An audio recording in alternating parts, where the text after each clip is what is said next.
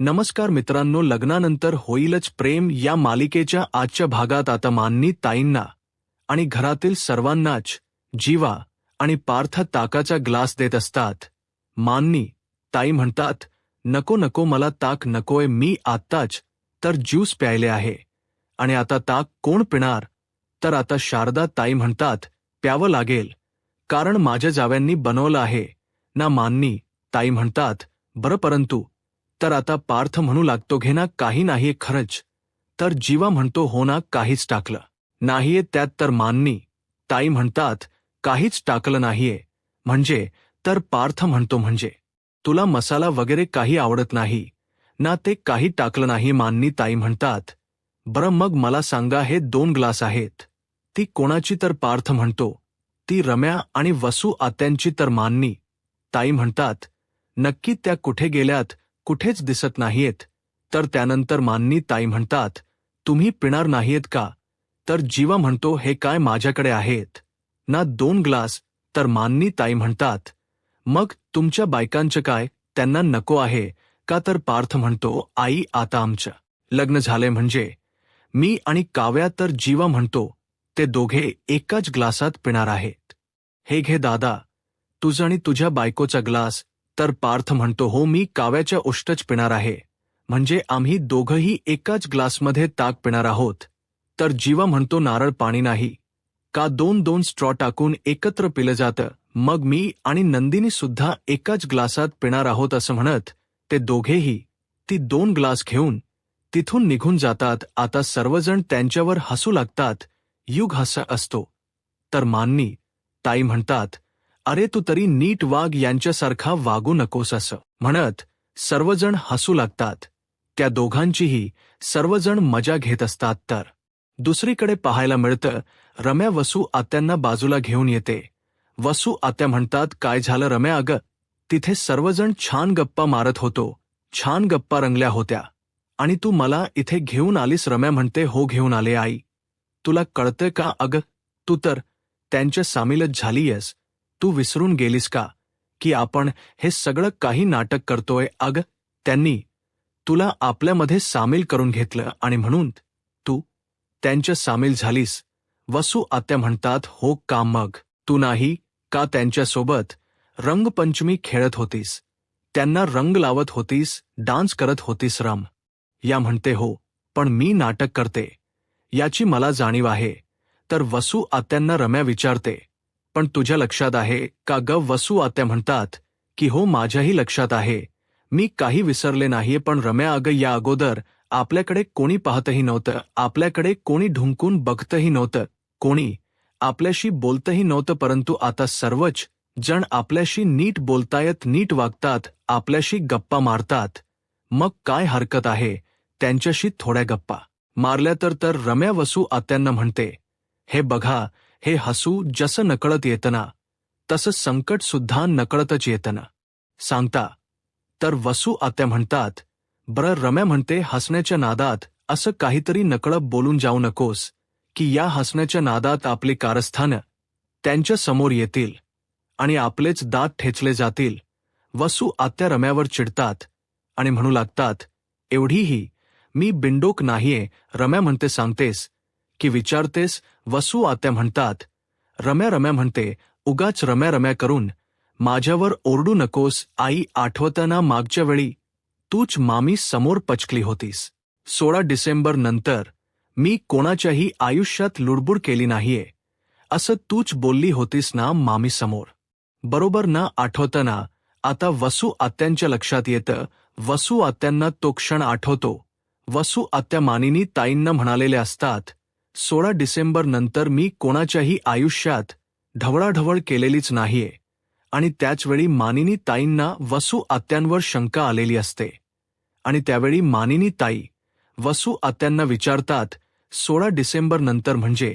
तर त्यावेळी वसू आत्या म्हणतात, अगं ते असं म्हणत. आता त्या रम्याला म्हणतात, अगं रम्या, ते चुकून बोलून गेले होते आणि हो, त्यावेळी काही मी भांग वगैरे प्यायले नव्हते, कळलं ना. रम्या म्हणते, हे बघ आई, तुझा काही भरोसा नाही, कुठे काय बोलशील याचा नेमही नाही, त्यामुळे मी तुझ्यावर विश्वास ठेवू शकत नाही. एक मिनिट ऐकाल.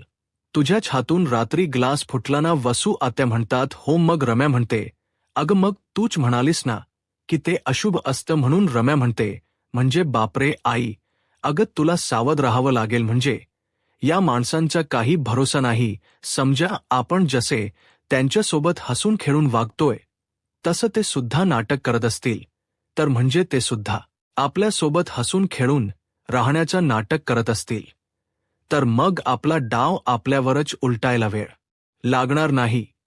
त्यांचा नक्कीच काहीतरी प्लॅन असेल. नाही आपल्या तोंडून आपलीच पाप बाहेर पडायला नको. तू अलर्ट राहा आई. तुला कोणी काही विचारलं तरी तू काही सांगायचं नाही. आणि जरी तुला कोणी काही प्यायला दिलं ना तरी अजिबात पिऊ नकोस. असं म्हणत रम्या आता वसू आत्यांना सावध करत असते.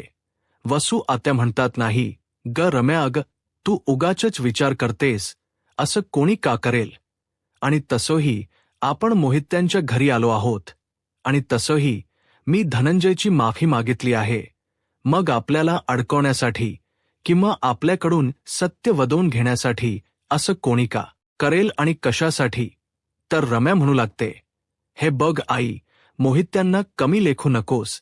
तू आणि मोहित्यांच्या लेखी मुली म्हणजेच वाघिणी आहेत.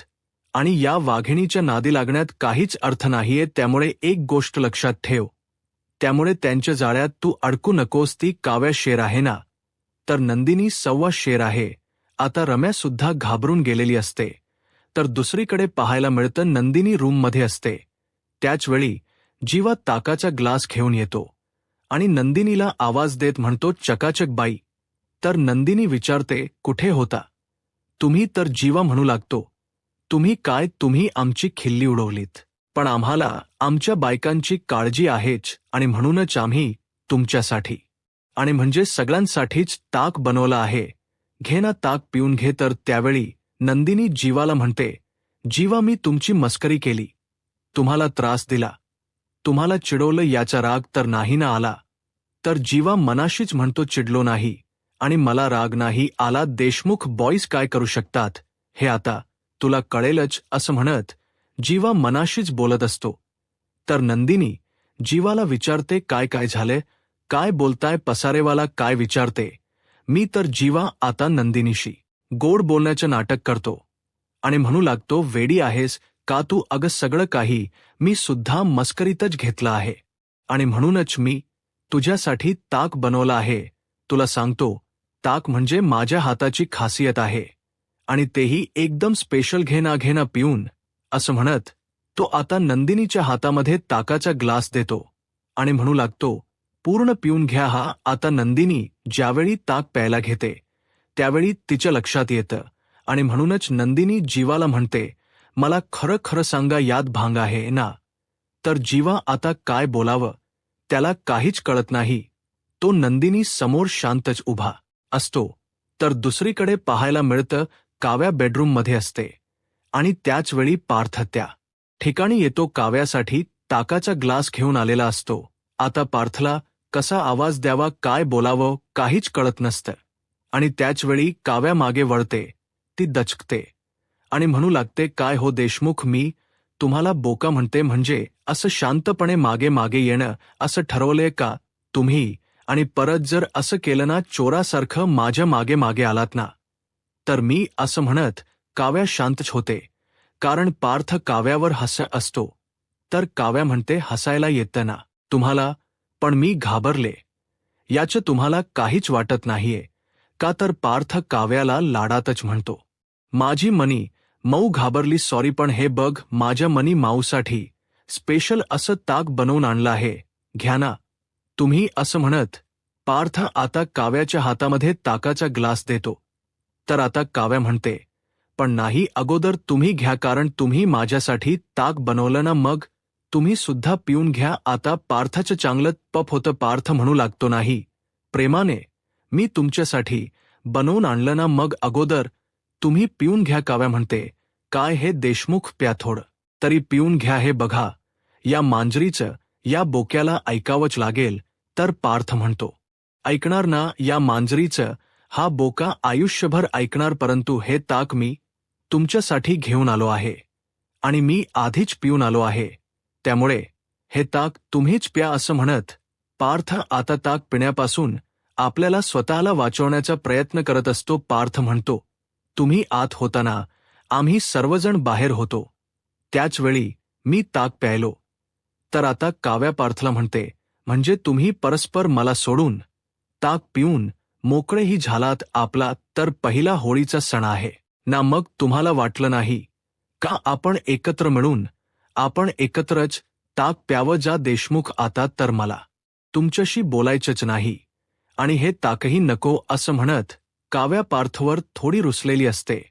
आता रुसलेल्या काव्याचा राग कसा घालवायचा हे पार्थला चांगलंच माहीत असतं. पार्थ काव्याला म्हणतो, काव्या अहो प्लीज अशा रुसू नका. ऐका ना, काय झालं, आम्ही ज्यावेळी बाहेर सर्वजण होतो त्यावेळी माझ्या सासूबाई म्हणजे तुमच्या आई काय म्हणाल्यात माहीत आहे का? होळी म्हणजे माझ्या मुलींच्या लग्नानंतरचा पहिला सण आणि जाव्यांसाठी मी खास ताक बनवला आहे आणि मी स्वतःच्या हातानेच माझ्या जाव्यांना ताक प्यायला देणार आहे.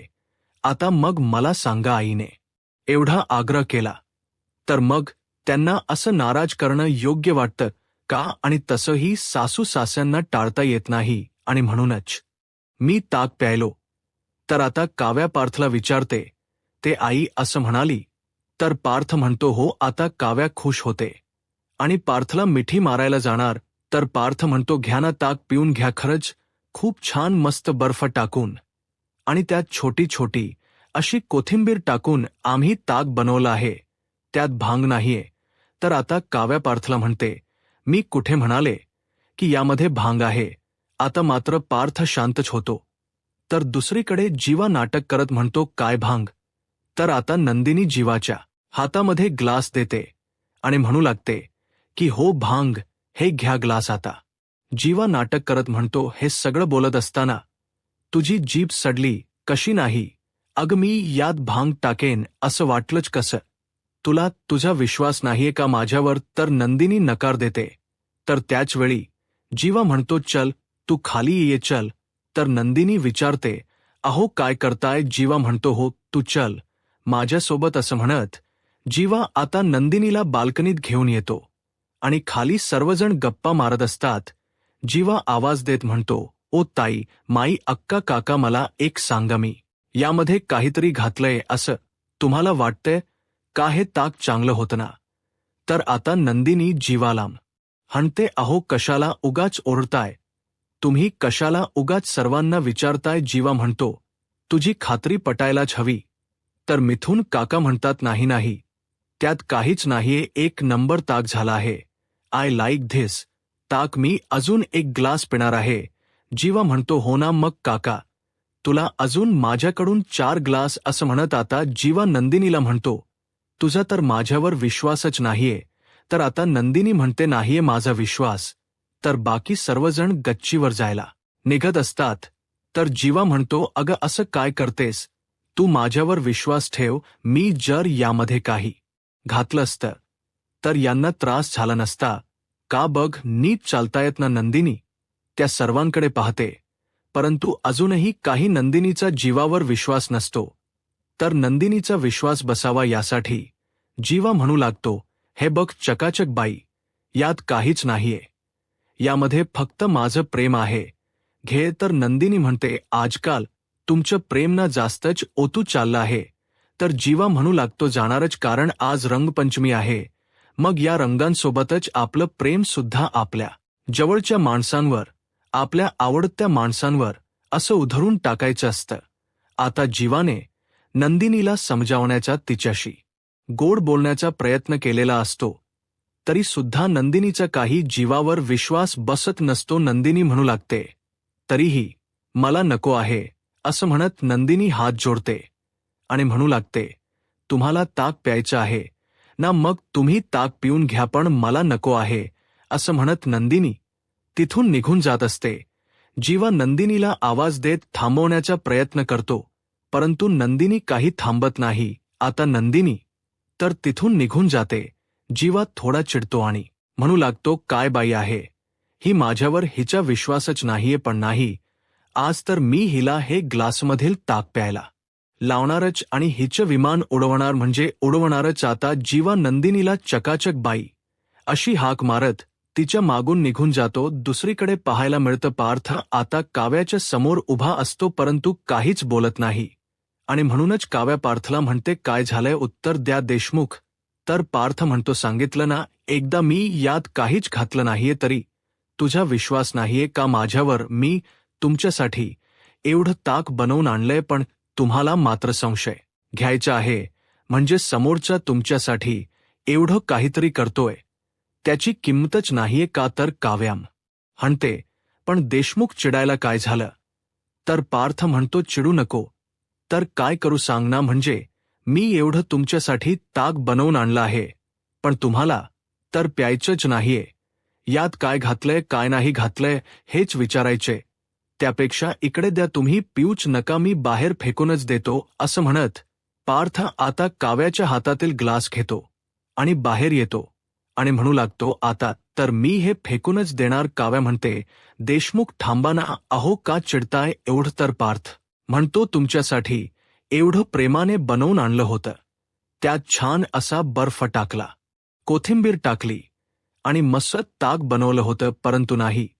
तुम्हाला तरी असं वाटतंय की मी भांग वगैरे काहीतरी टाकलंय, विश्वासच ठेवायचा नाही ना, मग त्यापेक्षा मी ताक ओतूनच टाकतो. पार्थला काव्या शांत करत म्हणते, किती बोलाल, जरा शांत व्हा ना. अहो मी फक्त तुम्हाला विचारलं, तुम्हाला एवढी चिडायची काय गरज होती? पार्थ म्हणतो, माझीच चूक झाली, त्यात वेलची पूड टाकायला हवी होती, म्हणजे तुम्ही घटाघटा प्यायला असता. तर काव्या म्हणते, काय बोलताय देशमुख, अहो ताकामध्ये कोणी वेलची पूड टाकतं का? पार्थ म्हणतो, नाही ना, समजतं ना, मग का उगाच विचारताय? अजून काय टाकलं म्हणून तुमचा विश्वासच नाहीये. असं म्हणत पार्थ पुन्हा पुन्हा काव्याला विश्वास बसावा यासाठी बोलून दाखवत असतो. काव्या म्हणते, झालं बरं, माझा विश्वास आहे, आता मी पिऊ का? तर पार्थ म्हणतो, प्या बघा, तुम्हाला प्यावंसं वाटत असेल तर. आता काव्या पार्थवर विश्वास ठेवते आणि ते ताक प्यायला घेते. पार्थ म्हणतो, छान आहे ना, त्यात छोटी छोटी कोथिंबीर लागत असेल ना? तर काव्या म्हणते, हो. तर पार्थ म्हणतो, बघा किती छान झालंय. आता पार्थ अगदी प्रेमानेच काव्यासाठी ताक घेऊन आलेला असतो आणि म्हणून काव्या शेवटी पार्थवर विश्वास ठेवते आणि ग्लास संपूर्ण संपवते. आता काव्याने सगळं ताक संपवलेलं असतं. पार्थ तर खुश होतो आणि म्हणू लागतो, आवडलं ना? तर काव्या पार्थचे गाल ओढतच म्हणते, हो खूप छान, अगदी तुमच्यासारखं. तर इकडे नंदिनी जीवाला म्हणत असते की मला ताक नको आहे. तर जीवा नंदिनीच्या मागे मागे फिरत असतो. नंदिनी काही झालं तरी ताक प्यायला काही तयार नसते आणि त्याच ठिकाणी पार्थ आणि काव्या उभे असतात. आता जीवा आणि नंदिनी तिथून निघून जातात. आता काव्याला मात्र हळूहळू भांग चढू लागते. तर आता काव्या पार्थला म्हणते, देशमुख काय झाले? तर पार्थ म्हणतो, काय झालं? तर आता काव्या म्हणते, देशमुख, नंदिनी ताई अशी पळत पळत का गेली? आणि नंदिनी ताईच्या मागे जीवा का पळत होता? तर आता पार्थ म्हणू लागतो, नंदिनी ताई आणि इकडे पळत गेली. तर काव्या म्हणते, हो का पळत गेली असेल आणि जीवा का तिच्या मागून जात असेल? तर पार्थ म्हणतो, लपाछपी खेळतायत ते. तर काव्या हसू लागते. काव्याला चांगलीच भांग चढलेली असते. आता काव्या पार्थला म्हणते, मी पण खेळते. असं म्हणत आता भांगेच्या नशेत काव्या तिथून निघून जाते. तर पार्थ त्या ग्लासाकडे पाहतो आणि म्हणू लागतो, आमची फिरकी घेता का? असं म्हणत पार्थ मोठमोठ्याने हसू लागतो. पार्थने तर आपलं काम केलेलं असतं. तर दुसरीकडे जीवा नंदिनीच्या मागून ताकाचा ग्लास घेऊन फिरत असतो, परंतु नंदिनी काही ताक प्यायला तयार नसते आणि म्हणूनच जीवा नंदिनीला म्हणतो, अगं काय झालं? तुला किती भाव खाशील, किती तुझ्या मागे मागे फिरायचं, एक ग्लास ताक फक्त आहे आणि तरी सुद्धा तुला एवढा भाव खायचा आहे. आता काल तू माझ्यासाठी काढा घेऊन आलीस, त्यावेळी मी नखरे केले का पिलाना तो काढा? तर नंदिनी म्हणते, पिणारच, त्यामुळेच तर तुम्हाला बरं वाटलं ना? तर जीवा म्हणतो, हा मग आता मला बरं वाटावं, छान वाटावं, यासाठी तू एक ग्लास ताकही पिऊ शकत नाहीस, पण सोड ना, तुला जर ताक प्यायचंच नसेल तर मी आता काय बोलणार आहे, नक्की नाही प्यायचं आहे का असं म्हणत जीवा थोडा चिडलेला असतो. तर नंदिनी म्हणू लागते, असं नाही, थोडं प्रेमाने बोला ना, मी नक्कीच ताक पिईन आता. जीवा गोड बोलत प्रेमाचं नाटक करत नंदिनीला म्हणतो, अगं माझी बाय कधीपासून म्हणतोय ताक पी, परंतु नाही, फक्त ताणायचंच आहे, ऐकून घ्यायचंच नाही. असं वाटतंय की मीच काहीतरी मिसळलं आहे आणि ताक प्यायलाही तयार नाहीस, परंतु आता तरी माझ्यावर विश्वास ठेवशील ना आणि हे ताक पिशील की नाही. असं म्हणत आता जीवा नंदिनीच्या हातात ग्लास देतो.